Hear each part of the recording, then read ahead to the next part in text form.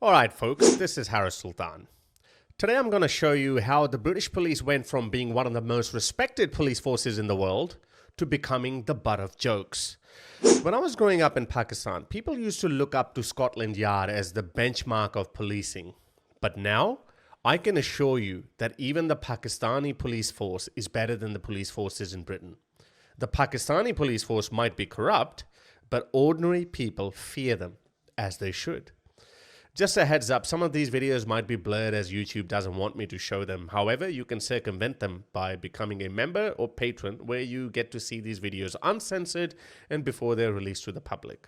The woke mind virus has destroyed British policing.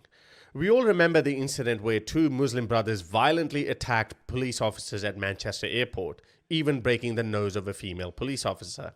They showed no respect for the law.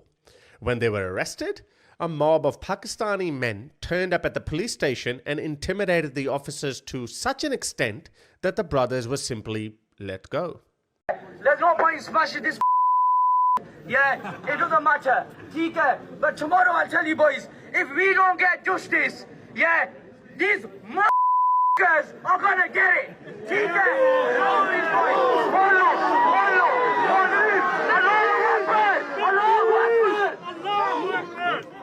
On the other hand, if a white person breaks the nose of a police officer, this is what happens.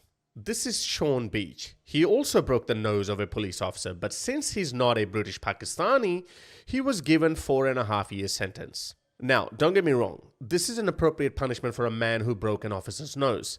But why is the law being applied selectively? Those Manchester Airport brothers who committed the same crime are still walking free.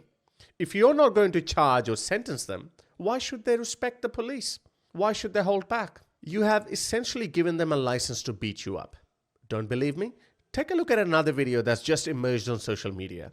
It shows several men of South Asian appearance mercilessly beating a British police officer. As you can see, the officer is being brutally attacked while trying to do his job and make an arrest. But since the British police do nothing to stand up to such mobs in the name of keeping the peace, they command no respect and above all, no fear.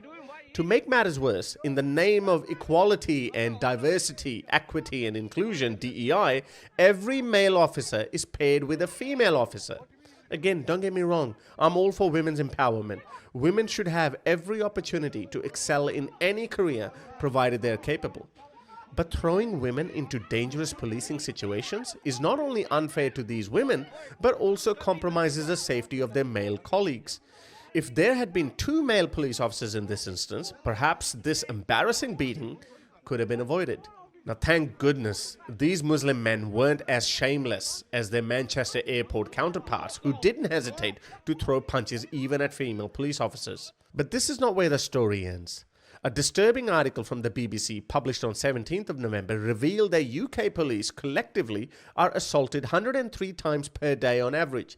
The Met Police alone reported 7,856 assaults on their officers in 2023. Big city police are not the only ones facing this problem. The second smallest force in England, the Cleveland Police, reported that nearly half of their officers are assaulted each year.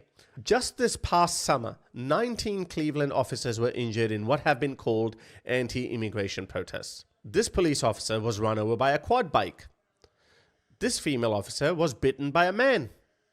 These assaults include being punched, kicked, spat on, headbutted, dragged by moving vehicles, and even stabbings. It was not until April 2017 that the UK government made injuries to officers its own category of statistics. Even so, the most serious crimes against officers end up in different categories, such as attempted murder. Adding to the already flawed system, many officers do not report assaults as they view it as part of the job. Remember when Sadiq Khan said that terrorism is just part and parcel of living in a big city?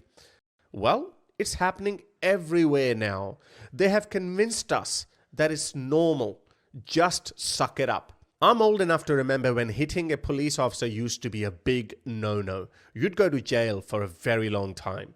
But now, since people can assault officers, gather a few protesters outside police stations, and then get released, why bother? Why not do whatever you want?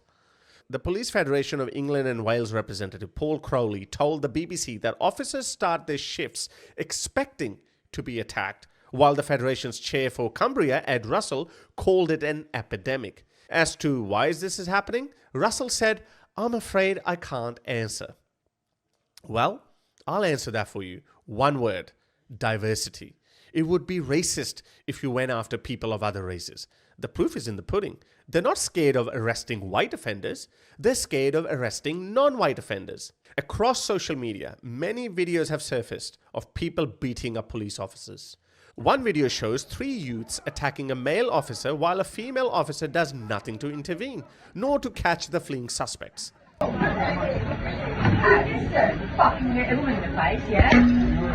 This video you've already seen, where locals in Bradford are swinging punches and knocking an officer to the ground. Another video that went viral a year ago shows nearly a dozen officers surrounding a usual suspect holding a knife. The officers seem to take turns running from the man around a parked car. Here's another video where another usual suspect is battering police officers who are helplessly copying it until a Pakistani uncle comes to the rescue.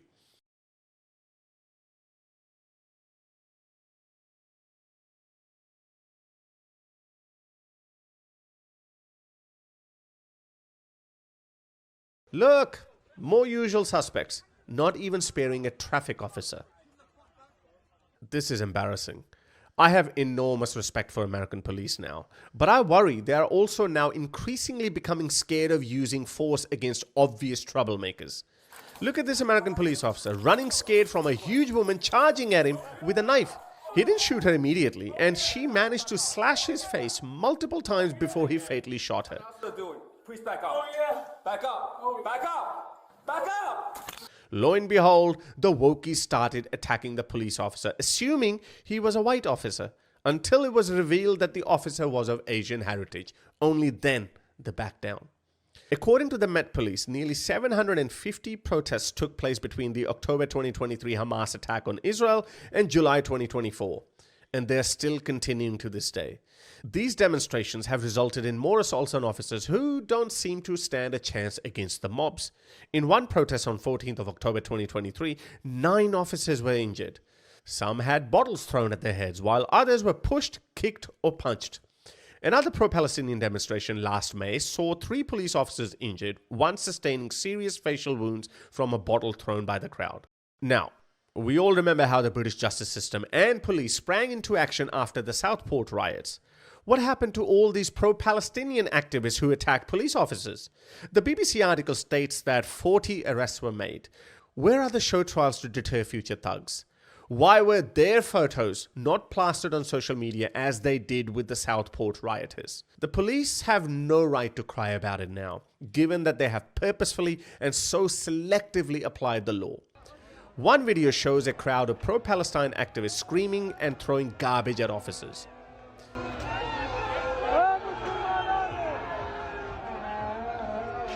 Another shows a mob demanding the release of a usual suspect with police complying.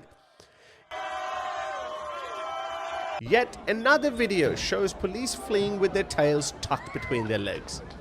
Look at this video. They're being forced to flee under heavy fireworks fired at them by the usual suspects. If you haven't seen enough yet, surely this next video will encapsulate the sorry yet hilarious state the British police are in. Look at this. They're absolutely helpless. They're a joke. How can they enforce any law when the usual suspects treat them worse than a court jester?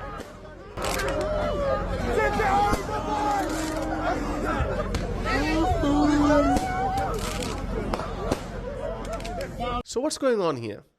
The Met Police have more than 34,000 officers. Only 2,500 carry firearms. According to Commissioner Mark Rowley, about 4,000 incidents involving armed suspects occur every year, with licensed officers discharging firearms less than twice per year. Most officers carry standard gear, including batons, handcuffs, body armor, PPE kits, and radios. Some officers also carry irritant, capsicum sprays, limb restraints, shields, and police dogs. A 2019 poll revealed that 66% of respondents said that they would feel safer if officers carried tasers, although as of 2023, only 22% of Met officers are trained to carry and use them. I have to say this.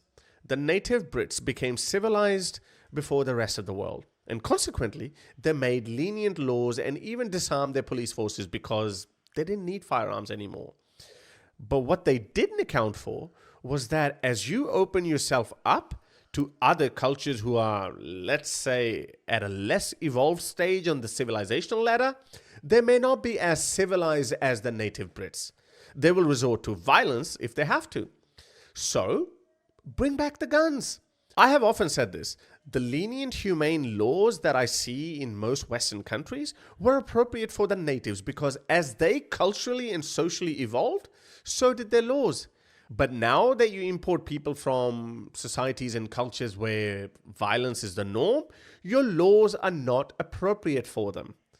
I know, a white person might be too scared to say it, but hey, I'll say it. In fact, most Indians and Pakistanis will agree with me. We even have a saying in Urdu and Hindi, "Lato ke bhoot, baaton se nahi mante," meaning those who only understand force won't listen to reason. Assaulting a police officer falls under Section 89 of the 1996 Police Act. It's a crime to resist, obstruct, or assault an officer. But who's going to tell the usual suspects? Assaults are split into three categories. Number one, common assault, which includes pushing, slapping, kicking, and punching, and that is punishable by up to 1 year in prison. Number two, actual bodily harm includes cuts, bruises, swelling, and broken bones, punishable by up to 5 years in prison. Number three, grievous bodily harm or wounding includes loss of consciousness, permanent injury, and disfigurement, which can be punishable with a life sentence if intent is established. Now, I'm sure you'll find plenty of examples of native Brits getting these sentences. But what about non-native Brits? Where are their sentences? Where are their punishments? There aren't any. As to the current state of justice in the UK, one must remember that while police decide who to arrest, it's the CPS, Crown Prosecution Service, Tootie Akia's previous office, who decides whether or not to actually charge an individual with a crime. CPS guidelines state that the decision rests on two legal tests. The first is if there is enough evidence to support a prosecution. Fair enough. But the second one is public interest, which includes impact on communities. That explains why they haven't charged the Manchester Airport brothers, because they probably thought that the impact on the community is something we can't handle. How deep the rot goes can also be ascertained by looking at the sentences given by the judges. Judge Benedict Keller sentenced Ozzy Kush, aged 20, to 10 months for kicking a police officer on 9th of August this year. While on August the 13th, the same judge sentenced David Spring, aged 61, to 18 months for chanting, "Who the f*** is Allah?" Now look at this one. Judge Tan Ikram sentenced ex-police officer James Watts, aged 31, to 20 weeks for posting offensive memes in a group chat involving George Floyd, while the same judge acquitted 3 women who wore paraglider stickers to celebrate the October 7th terrorist attacks. I made a separate video and then you can go check it out. The link is in the description. Why the double standards? Guess the religion of this judge. You'll have the answer. In another instance, Judge Michael Stokes gave Keith Littlewood a 12-month sentence for animal cruelty, but the same judge gave no sentence at all to Adil Rashid, aged 18, for a 13-year-old girl. Why did he do this? Perhaps he didn't want to look racist. Or maybe he's just infected by the woke mind virus. The UK government announced last March that they have set aside nearly £30 million with an additional £5 million following the October 7th attack on Israel, not on Jewish protection, but to protect the British Muslim community. Anti-Muslim abuse will not be tolerated, they reiterated once again. I swear to you, I did not omit anything from this video. While researching, I was as objective as one can be. In fact, I got one of my patrons, D. Baudru, to do most of the research for this video. I can't make any sense out of it. Why do you think that is? Why do you think the British police, politicians, judges, everyone are on this suicidal trajectory? It's one thing to strive to be decent and non-racist, but it's quite another to be self-destructive in the name of these aspirations. I give up. You leave a comment below and don't forget to like and share the video. You can also support the channel by buying a t-shirt or hoodie at harrysalt.com. Apologies for the blurring of some videos, but you can watch uncensored content before it's released to the public on patreon.com/harrysultan. Alternatively, you can support me by buying a coffee at buymeacoffee.com/harrysultan. Until next time, ta-da. If you'd like to support my work, you can become my patron by going to patreon.com/harrysultan, or you can simply buy me a coffee.